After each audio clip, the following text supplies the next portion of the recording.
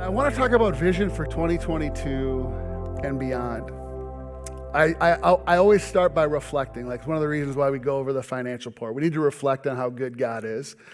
Like, there's a lot of churches that have been really scuffling and really struggling, and finances have not been great, and ministry has stopped over these last couple years. It's like the Captain Obvious statement of the night is it's been a really hard 2 years. Going into 2021, we were excited for the possibility of forward momentum and progress coming out of that first year of COVID. We were shut down, we were locked down, we had all the different things happening in our cities, just the different context with that. And as your pastor, I can tell you, I believe 2021 was a harder year than 2020.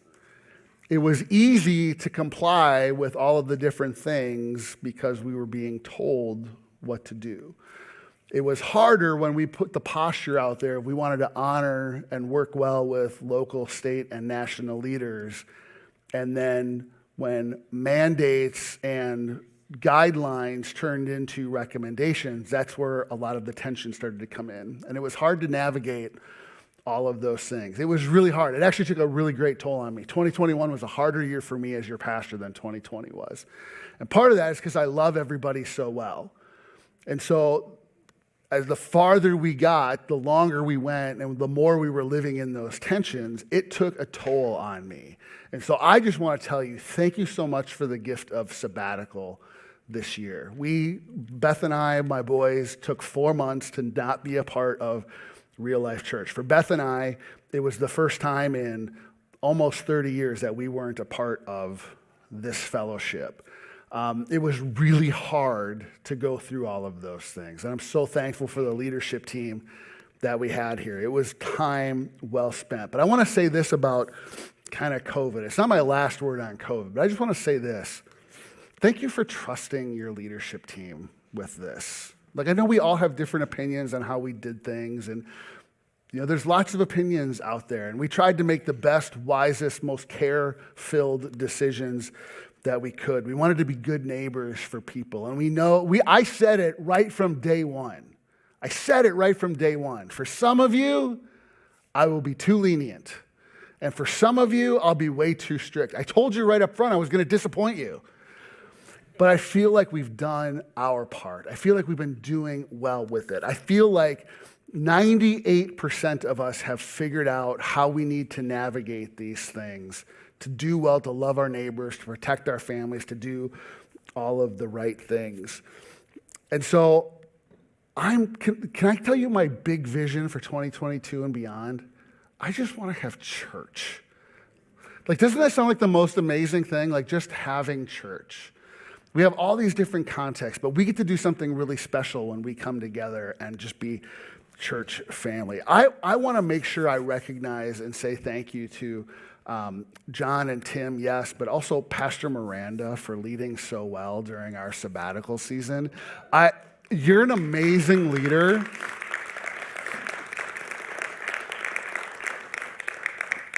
These are amazing leaders that had to navigate some really hard things. I was having a conversation with Greg today or in between services, and he said, well, after 5 years, what was the most surprising part of, becoming lead pastor? And I said, for me, it was like the Harry Truman sign on his desk, the buck stops here, like not having any behind me, or I could go, well, they said I need to do this, like not having that. So I know what leading like that in that season was, and my favorite series of the entire year was the series that I didn't get to be a part of, and that was watching Miranda and Bruce and Taylor preach over the course of the summers. Like, we cheated and we snuck in.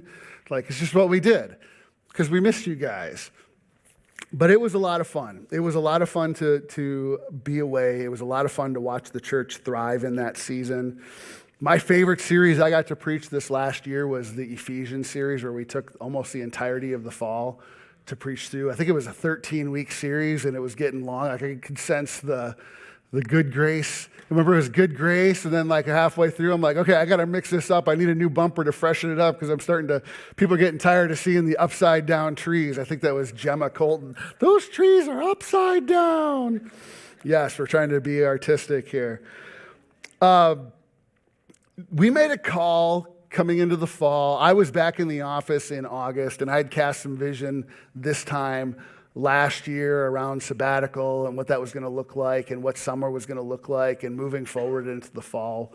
And we cast a pretty aggressive vision for our church family at the time, and that was launching forward into 2 services. We started that on Sunday, October 3rd. We took a couple breaks in there to do one United service on Thanksgiving weekend, and then we did one United service on, it was the first Sunday of the year, I think, if I have that right. Do I have that right, Pastor Taylor? January 3rd or something like that? That was an aggressive goal. It was a really aggressive goal for a number of reasons. One, we knew we were going into the fall, and there were still lots of unknowns. We were actually staring Delta variant in the face, if you remember that time of year. August, we saw Delta variant starting to come up, and it was really severe, and so we were wanting to make sure we were giving enough space for COVID, and especially in our kids' spaces. We started seeing a number of families coming back, and so especially our littlest kids were having tons of kids in their room, and so needing to create some space. But we also really wanted to be forward-thinking and be aggressive around, are we creating opportunities for future growth? Are we creating opportunities for people to join the team and to serve? So I'm a stats guy. I love baseball stats. I remember there was a Sunday, actually one of our closest friends, her dad is a missionary to Latin America, and he was preaching in chapel at North Central. And he fires off a baseball trivia question. Who led the American League in batting in 1946? I'm like, Ted Williams. He hit 406. He was the last 400 hitter. And then he shouted out, so what is, and he rattled off a Bible reference. What does that say? And it was dead silent in the room. And he's like, whoever you were that shouted out that baseball stat, you need to know your Bible more than you know your baseball stats. Like, ooh, you're not wrong. I have some stats for you. Before COVID, you remember those days? Those glorious, glorious days in January and February of 2020, going even back into 2019? It was a simpler time. It was a gentler time. We were more united as a people. Cue some nice underscore music right there. Pre-COVID, 2019 into January and February of 2020 was the most successful year of Real Life Church. We had the most ministry income we had ever had. It's not the metric, but it's a metric. It's the highest attendance we had ever had as a church, average attendance. It's not the metric, but it's a metric, right? Our average attendance rolling into that new year, as we were rolling into January and February of that year, is we were averaging 250 people per week. And I keep track of that. What's that number look like? It's a 13-week rolling average. So one quarter is usually about 13 weeks. So we keep sliding that to pay attention. So about 250. There was one point in time where we had a 4-week rolling average of 275 people. It was awesome. Church was banging. It was so much fun. And then COVID. First quarter of, and we all managed, right? We all just got to figure it out. We all got to manage it, right? But coming into 2021, our attitude was like, yes, it's 2021. We're going to keep moving. Our average attendance the first quarter of 2020 was 163 people over a 13-week period. Quarter two, and we always have a nice healthy bump because of Easter. Like Easter wrecks all of the stats because everybody comes to church on Easter Sunday. Was 165 people. So roughly around 100 fewer people on average per week. Quarter three, where's that number? Quarter three was 165 people, so pretty flat. When we made the push to 2 services, it was a big jump and it was a step of faith. Our average attendance went from 100 and, where is it?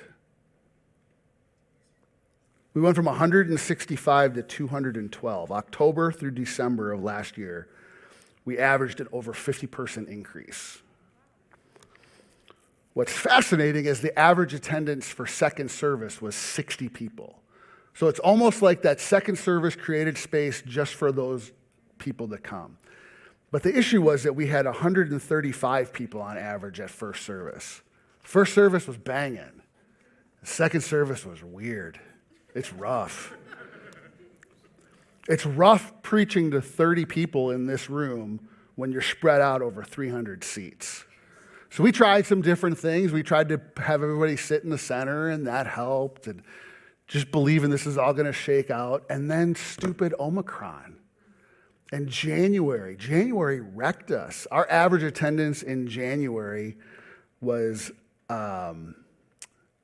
97 people in first service and 69 in second service. Our average right now is 181 from the first weekend in January through now. So it's starting to come back. But here's what's happening.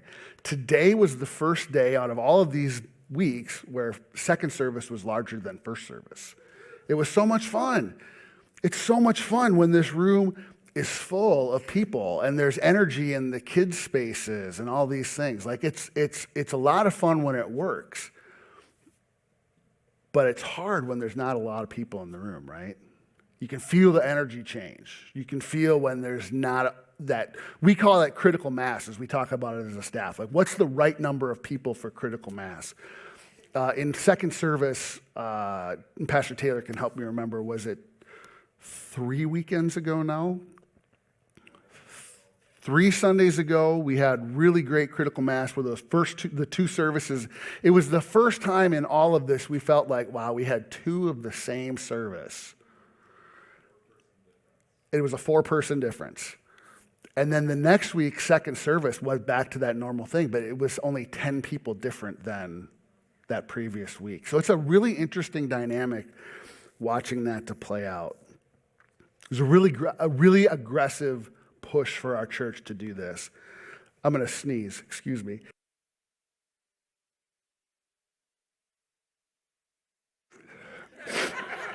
What was that? Thank you. One of my favorite Calvin and Hobbes comics of all times is he holds in a sneeze and he looks down at his shoes hoping he blew his shoes off. And can't hold your sneezes in, you'll have a brain hemorrhage. So one of the things that we talked about with 2 services is how do we maintain this feel of being a family church? That's one of the most special things about our church is that we all feel like we're family. There's something special about us being all in the same room together. So how are we navigating all that? And we had pre-decided when we walked into this is that we just know with the number of families that we have, how this works, what summer looks like, is that there'd be no way for us to sustain doing 2 services all the way through the summer. And so we had pre-decided we're going to do summer hours. And so I'm here to tell you we're reinforcing that. Like, I know it kind of feels weird, but the growth is starting to happen. Like, families are starting to come. The services are balancing themselves out. Don't look too much into it. Don't count too many heads. Don't look too closely. Come and be present and watch what happens. But come summer, we're going to do one united service. I think it's really important for us to do that. So somebody even asked me about this morning. Like, aren't we doing summer hours for 2 services? 100% what we're doing. So and we know how summer in Minnesota goes, right? We know when it starts. It starts Memorial Weekend, right? It's cabin weekend. We have poor people church that day. Those of us that don't have cabins, it's like the best pastor joke of all time. Those of us that we know where we're at. No judgment. I wouldn't be here if I could be, I know where I'd be. Memorial Weekend, Florida. Memorial Weekend, all the way through September, one united church family service. Because it's important for us to be together. It's important for us to worship together. The reality of doing 2 services is that we've multiplied. Like, we're not all in the same space, all at the same time. And so it's hard to maintain those connections. That's why we created the services with an hour in between them. Like, the lobby between services today, like if you were here from 10:40 to 11:10 10 because not all y'all came back in. It was so loud. It felt so good. Like it was so much fun watching you be church family. I literally stand in the same spot every single week against the wall over there to make sure I'm grabbing people on the way out. And I just sat there and smiled like, oh, this is so great. This is so great. We're going to keep reevaluating this. Like, I just want to let you know, we're watching. What's all this to say? We're watching. We're paying attention. Your leaders, we're talking about this. The questions you have about it doesn't seem like anybody's coming. We're asking the same questions. We're paying attention. We're trying to figure these things out. But I think it would be a really bad decision for us to pivot right now, because in order for us to pivot away from 2 services to do 1 service, we need about 4 weeks to communicate that well, because we don't want to just whiplash people and give people short notice. But we have Easter in 7 weekends, and we already saw last year we did 2 services, and it was our test flight for 2 services. The place was packed. It was so much fun. So I want to keep creating space for people. So will you please just continue on with us? Don't look at the empty seats as missing people or anything like that. Look at the empty seats as opportunities for people to come and hear Jesus, and help me fill these seats. Okay, that's enough with that. My favorite thing that we've changed in our services over the last year has been the connection questions at the end of our service. It was a really strategic move. Part of it was there's not too many things we can change about our time together in church. Like, part of it is I want church to be predictable. When you invite somebody to church, I want you to know that we're going to do worship. We're going to talk about how we as a church family are going to be generous. We're going to do a message. And now you're going to have a chance to connect with somebody every single week if you come. And I had a great question with a great conversation with a pastor buddy of mine. And we were walking through. He was on a sabbatical at the same time we were, and we were just having great conversations and just being together over the course of the summer. And he's like, "Tell me about your church, and tell me about you're moving toward 2 services and walking through all these dynamics." And he said, "What are your values? Like, what do you value as a church?" And I try to say it every week. You probably just tune me out. But I say it the same way every week because I want people to hear it every single week.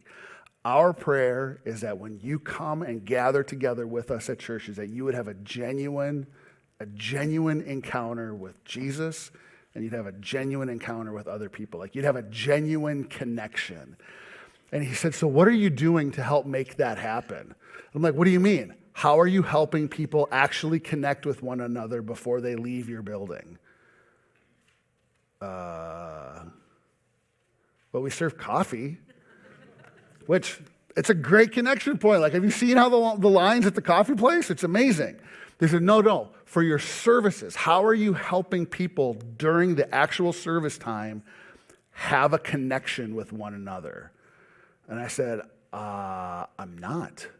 Like, I couldn't answer the question. He goes, "I'm not trying to put you on the spot. I'm trying to help you, like, flesh this out."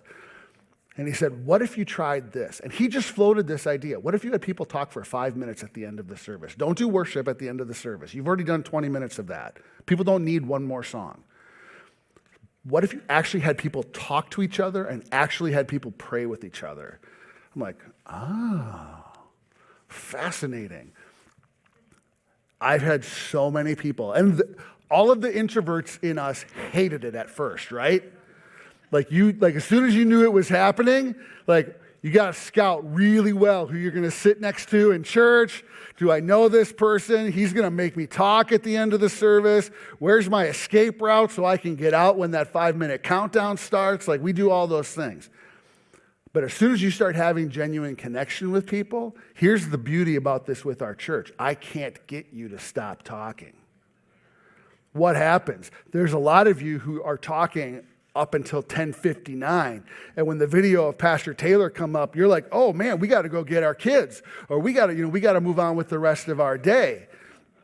It's amazing. Just giving the space and giving the opportunity for people to connect. And it's why I say it every single time. We don't want you just to say you're going to pray for someone, actually pray with them. Because I want people to experience a connection with God and with you every single week. It's my favorite thing we've ever changed, in my opinion. Unless it's not working, you tell me. But it feels, that's not a great word. It looks like it's working. Yeah? Okay, great. We're going to keep it anyway, so. Our church is pretty simple. I'll just say it. I think we're a pretty simple church. We want to love God and we want to love people and we want to do good things for God.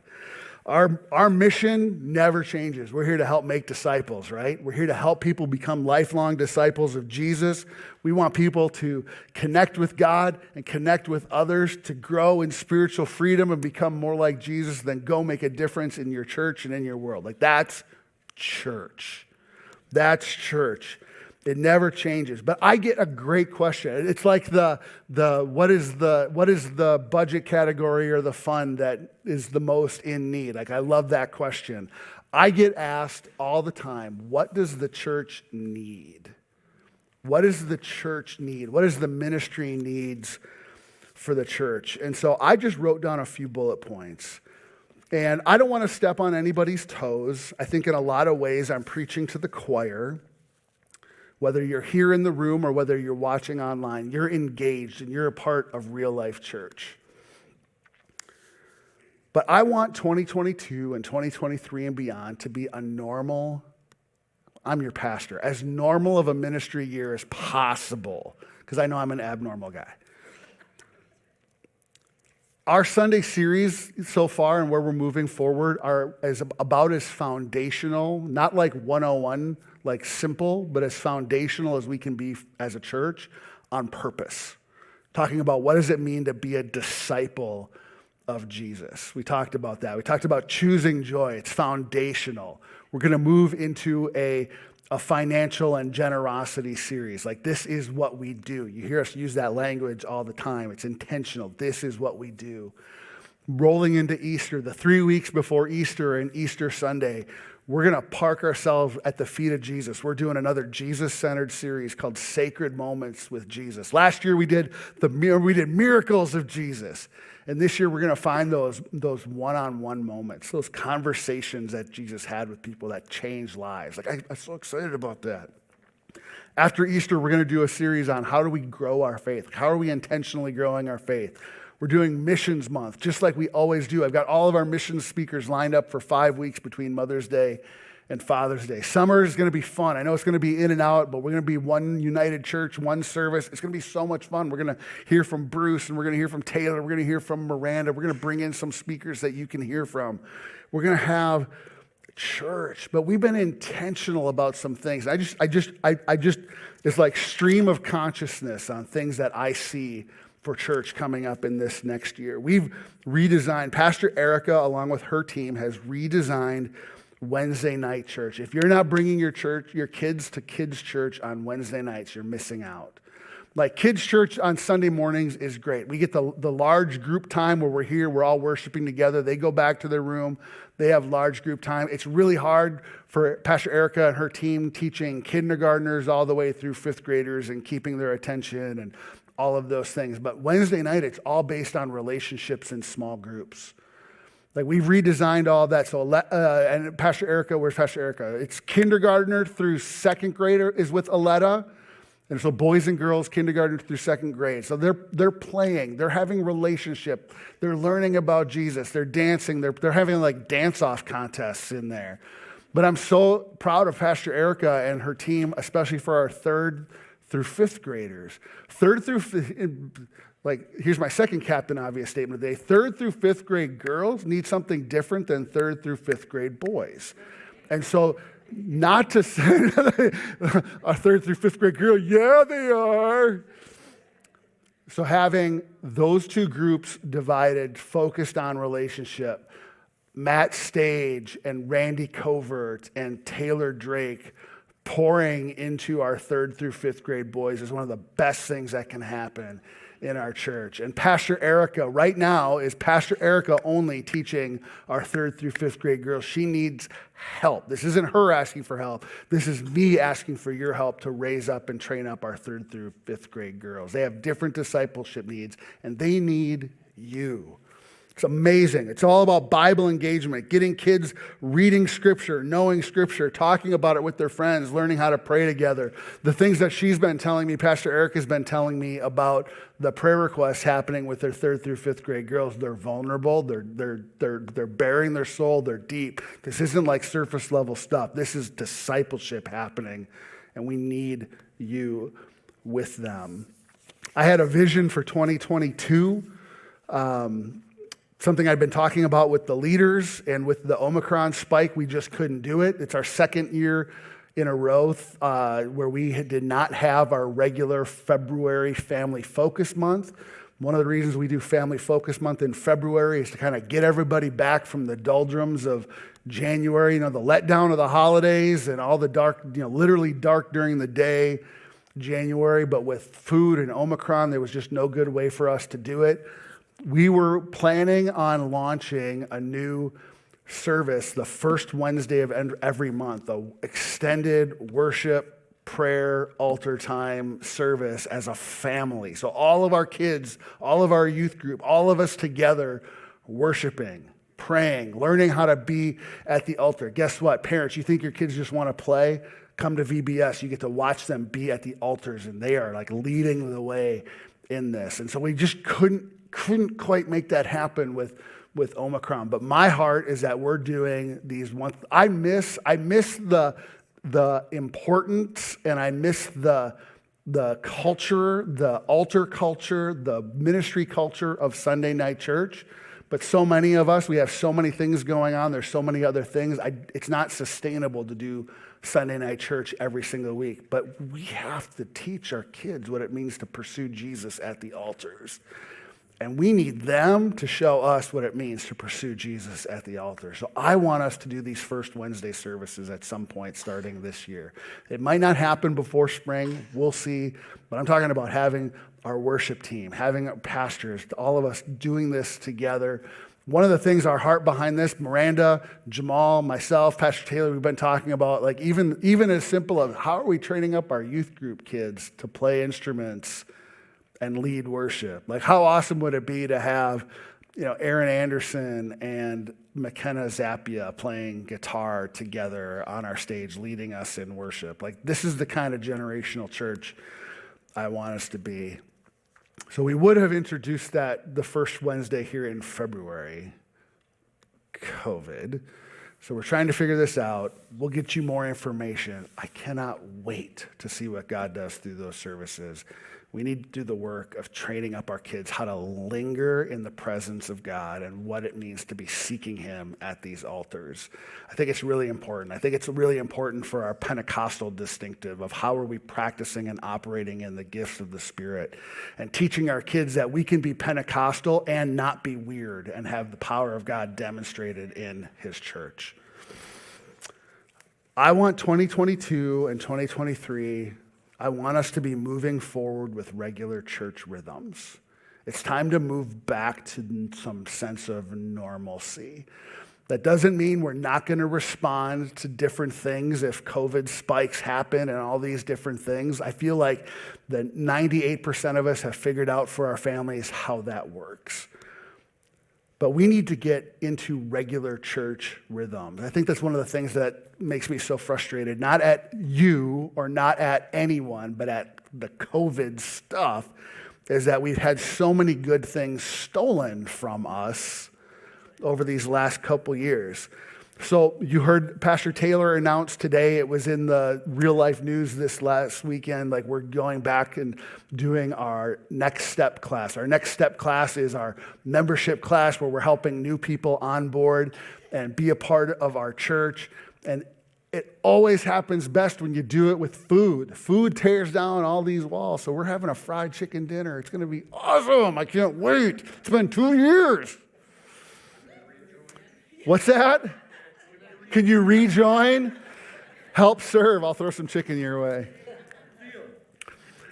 Good Friday and Easter right around the corner. We're going to have our Good Friday service. That's April 15th. Easter Sunday is April 17th. We've got a missions month on the calendar.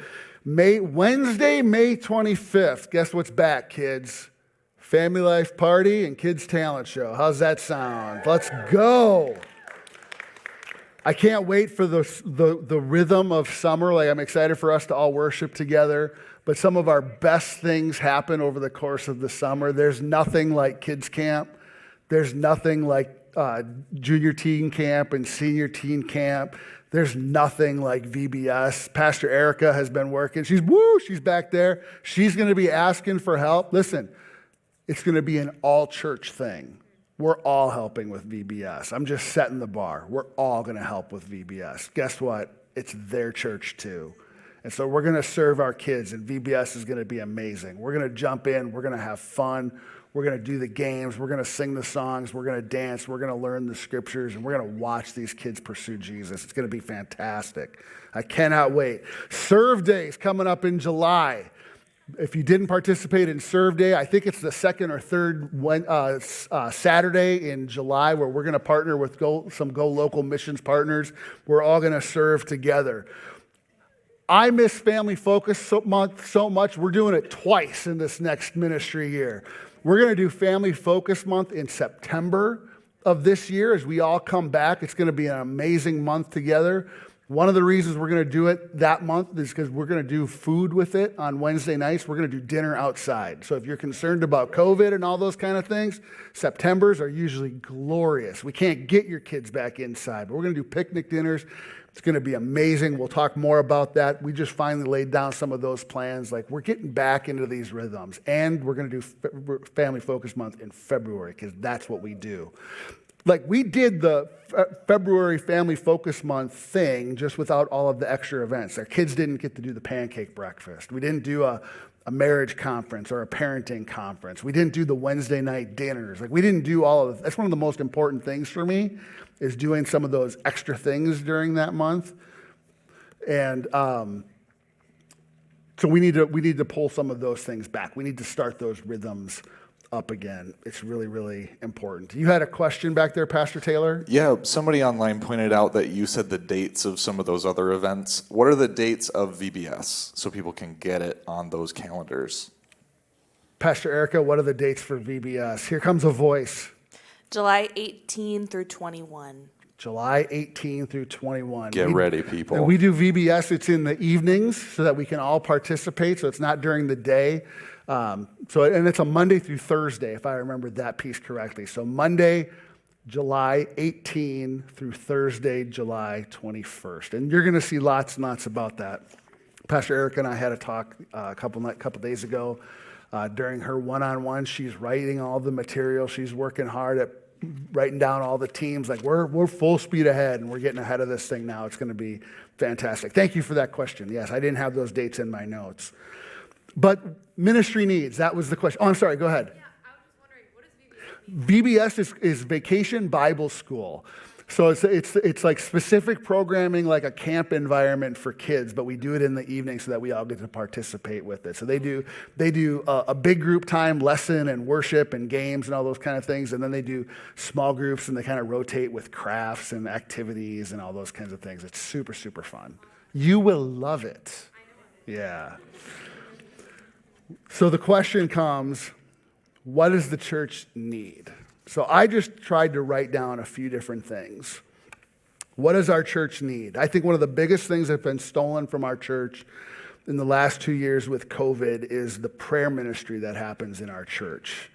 Our church needs altar time. Our church needs care at the altar. Our church needs to continue to grow in what it means to be intercessors. We need to see even more engagement happening with specific calls to prayer, like 21 days of prayer and fasting. Our church needs continued development for men and women's ministries happening through life groups and relationships. Our church continues to need generational ministry, and by that I mean, who are you mentoring and who are you in relationship with that's younger than you? Our church needs to continue our focus and engagement on local and global missions. Who are we reaching here, there, and everywhere? You saw that that's just black and white. Numbers don't lie, right? Our missions giving is down, but we've made commitments, and so we're going to keep those commitments. But part of that is we're going to keep putting missions in front of us all the time. We are a missions church. This is what we do, and this is who we are. The board challenged me a while back. Pastor Greg was talking about, Treasurer Greg was talking about honorariums and that kind of thing for our mission speakers. And our board challenged me at our last meeting, why don't we take more special offerings for our missionaries? And part of that is I don't want to have giving fatigue where we're constantly putting needs in front of you, where church is feeling like it's a drain, like we're always asking for things. But I think it's important for us to reframe that and have opportunities for you to be generous. Do you feel the difference? The church asking for something is different than me giving an opportunity for you to participate and be obedient as God is asking you. Our church's biggest ministry need, and this is kind of where I'm preaching to the choir, is you. Our church needs you. Your church needs you. Church online watching tonight, your church needs you. I'll just say it. If you've never ever heard it said, church is better when you're here. Church is better when church is not the same if you're not here. Only you are you. You are unique. You are specially created to serve the body of Christ. We're better when we're together. That means we're missing something when we're not together. Every time you're here, you add to the whole. When I talk about this with the staff, we use this phrase, critical mass. When we gather together, something supernatural happens. And that doesn't happen as well if you're not here. Now, here's the COVID disclaimer, because this is the season we live in. If you are watching church online, you have to do church online because of health issues. Like you can't go out. You're having your groceries delivered. You're working at home. You're almost homebound. Then by all means, with our encouragement and our blessing, continue to do church online. I totally get it. I miss seeing you in person, but I totally get it. But I think over the last 2 years, the convenience of church online has caused some priorities to shift. If we're doing church online for the most part because it's become habit, I'm not going to condemn you for it. I get it. But I want to invite you to come back and re-engage with your church family. Our biggest need as a church is you being here. There's nobody else like you. You matter when you're here. And church is so much more than just simply watching content. I hope you forgive me. I'm speaking pretty directly, and I'm not like coming down on anybody here. I'm just trying to speak frankly with the heart of a pastor. Church is so much more than just watching content. Church is more than Netflix. Like there's something supernatural that happens when we gather together in the room. So if you've never ever heard it before, let me tell you, you're not only needed, you're wanted. We want to do church with you. We miss being in the room with you together. Our ministry needs is for all of us to be church. For every single one of us, especially those of us who are parents, our kids need to see us prioritizing the gathering of the saints. Like it's a scriptural mandate out of Hebrews, do not neglect meeting together as some are in the habit of doing. There are lots of good reasons to be at home or to be somewhere else at 9 or 11 o'clock on a Sunday morning. I get it. I really do. It was not surprising during the fall between week 1 and week 18 of the NFL season that first service was literally 2-to-1 the size of second service. I get it. I understand there's a game on at noon. I went to 2 games that happened at noon, and it was tough getting out of here on time to get to those games. I get it. But are we inadvertently choosing good things and deprioritizing the best things? Is the unintentional message with our decisions of either engaging with church online because it's easy and convenient and it's our preference, is our unintentional message that church and faith community is less important than the other things in life. My family, I'll just tell you, I'm not telling anyone that this has to be what you decided. I'm just telling you this is what Beth and I decided. We have 2 boys. Logan is now 19 and is a freshman down at St. Olaf, and Jack is a senior. He's 17.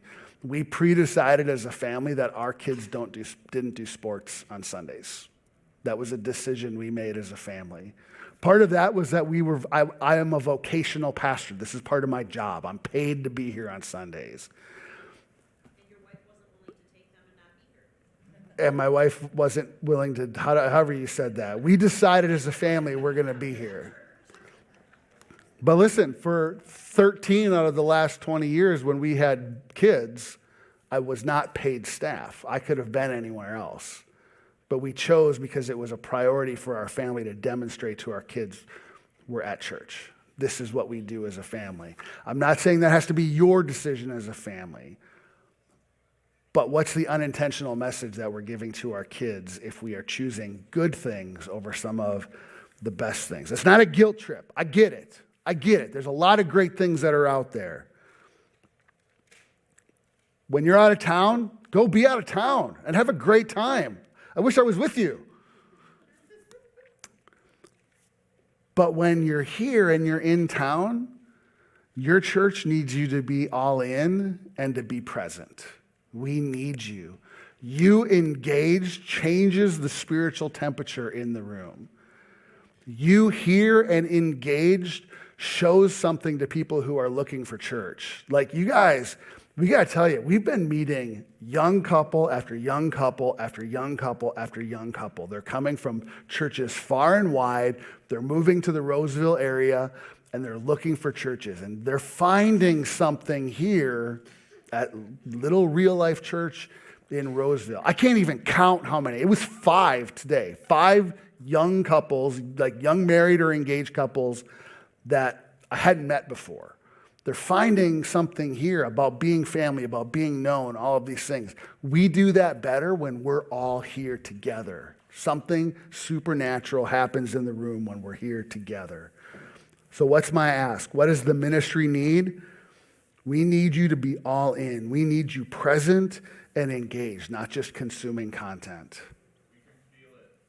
We can feel it in the room when you're engaged.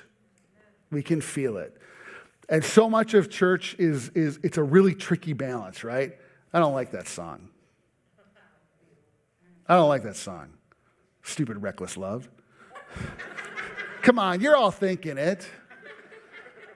You know what I need you? Leaves the 99. I need you pressing in. We need you helping set that spiritual atmosphere. Why?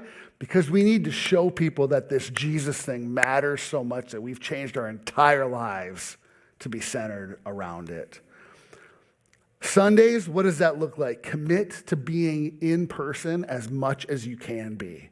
When you're in town, be here.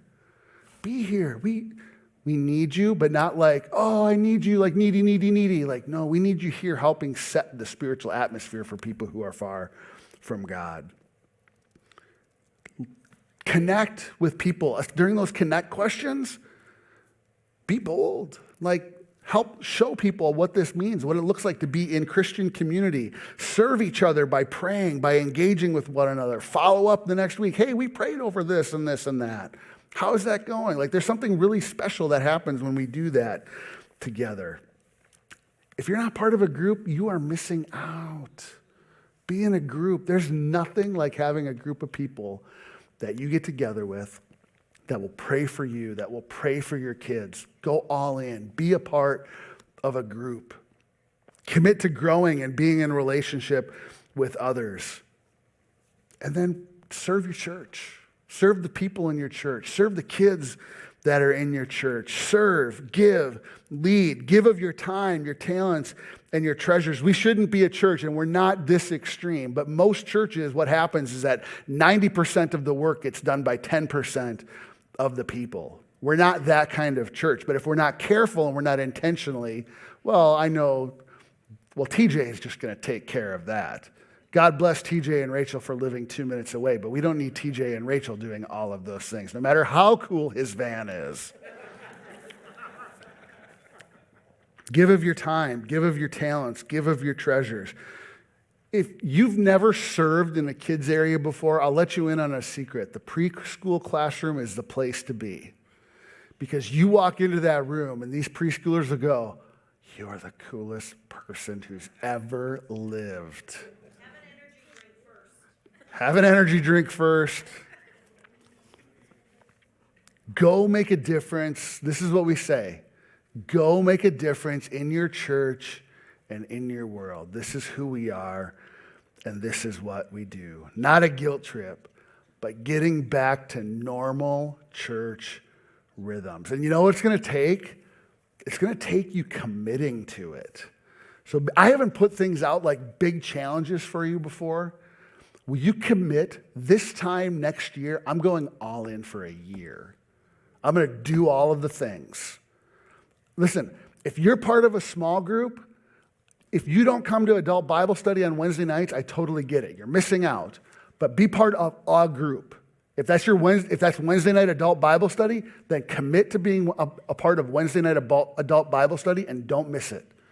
If you're in a small group, be in your small group. Go to the meetings. Pray with people. If you're in town, come to Sundays. Go all in for a whole year and watch what God does in you, through you, in your church, and through your church. I'll just tell you, it's not a popular topic. I get it. But we're talking about tithing next week. Go all in. Do it. Watch what happens. We're going to talk about the blessing of obedience next week and watch what happens when we simply obey. We're going to talk about what it means to be generous. We're going to talk what God can do with little when we add our part and watch him multiply it. Like, go all in. Sign up for VBS. Bring your kids. Don't let your kids miss. I get sports. I get all the different things. There's schedule conflicts galore. When you're here, be here and be engaged. I'm tired of these last 2 years just being stolen from us. We had so much momentum. I was in a really dark place in January. January was rough for me. I had a lot of hard things. My leg's bouncing because I'm nervous. January was tough.